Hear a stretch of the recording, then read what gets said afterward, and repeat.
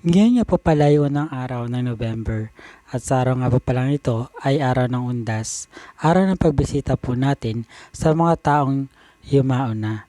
Kagabi pa nga lamang po, kahit wala pa nga pong kuryente dito sa amin sa may Sitio Bigaa po, ay sinimulan na nga po ng tiyuhin ko ang magayos po sa mga bulaklak. Madadalhin po niya maya maya po lamang sa puntod. At ang isa nga po pala dito ay pinagawa po ng pinsan kong engineer na dadalhin naman po niya sa puntod ng kanyang tatay. At ito nga po yung may nakalagay o nakadesign po na Yakult. At nung patanghali na nga po pala, kami nga po pala ay nagpunta na po ng sementeryo. At nung time nga po pala na to, kami nga po ay nagpahatid na lamang sa tihin ko po na bihasa po sa pagmamaneho.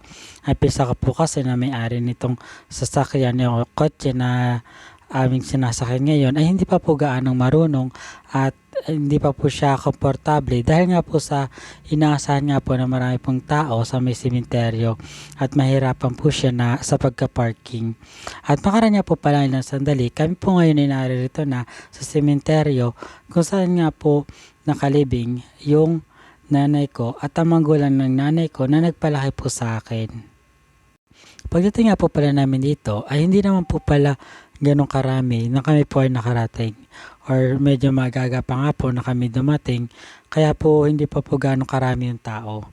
Pero sobrang init na nga po nung mga oras na ito. Pagkababa po namin ng sasakyan, kami nga po ay dumiretso na po kagad dito. At sinunod naman po ibaba dito, yung pong bulaklak na dinala po para po sa puntod ng nanay ko at ng lolo at lola ko na nagpalaki po sa akin. Ang nanay ko po kasi ay namatay sa panganak po sa akin. At kanto pa nga lang po pala karami yung mga tao nung time na kami po ay dumating po dito. At dahil sobrang init nga po pala kanina, doon po sa libingan o doon po sa kabilang sementeryo, kung saan nga po nakalibing ang lolo at lola ko at ang mama ko, kami po ngayon ay lumipat sa pinakabagong sementeryo para na mabisitahin ang puntod ng Tito Franco o ng pong tatay po ng pinsang kong engineer. At nang banatang na nga po at makatapos po kaming kumain ng pananghalian, kami po ngayon nagbalik po sa pangalawa pong sementeryo o doon po sa sementeryo kung saan nga po nakalibing ang lolo at lola ko at ang nanay ko. Dahil po sa labas po kasi nito ay may isa pang sementeryo na kung saan nga po doon po nakalibing yung lola po ng mga pinsan ko. Kasama ko nga po dito ang pinsan kong engineer at ang muso nilang kapatid at ang isa po nilang pinsan. At ngayon nga po kami po ibibisita sa kanilang lola Ropeng. Libre na nga po pala at medyo masukal dito po sa pinaglibing nga sa lola Ropeng. Kaya naman po, hindi naman po maiiwasan na tumapak po dito sa mga nicho bago ka po makarating sa dulo kung saan nga po nakalibing yung aming pupuntahan o yung aming bibisitahin sa mga oras na ito.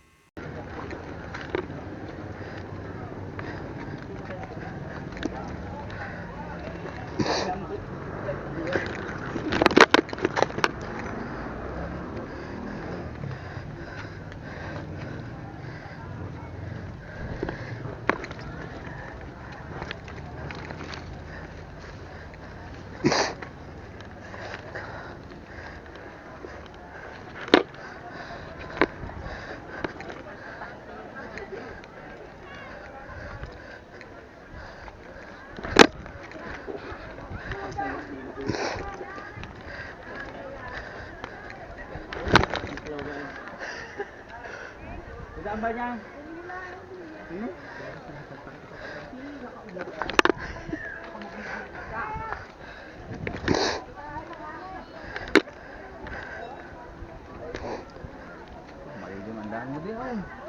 Lola.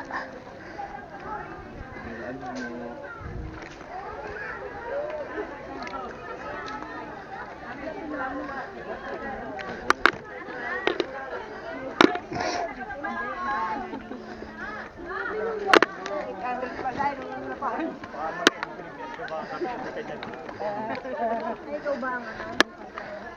Buti nga nagpalit ka, may mahina lang, mabagal lang yung patak. At makaranya po pala lang sandali, kami po ngayon ay narito na sa puntod ng Lola Ropeng na aming po bibisitahin ngayon. At makaranya po pala ang ilang minuto na pakikipag-usap o pakikipagkwentuhan po ng mga pinsan ko doon sa puntod na binisita po namin. Kami po naman ay bumalik dito sa puntod ng Tito Franco. At pagdating nga po namin dito is medyo madami na nga pong tao. At pagdating naman po ng pahapon ay nagaya na nga po ang pinsan ko, nakasabayan ko nga po pumunta dito na umuwi na.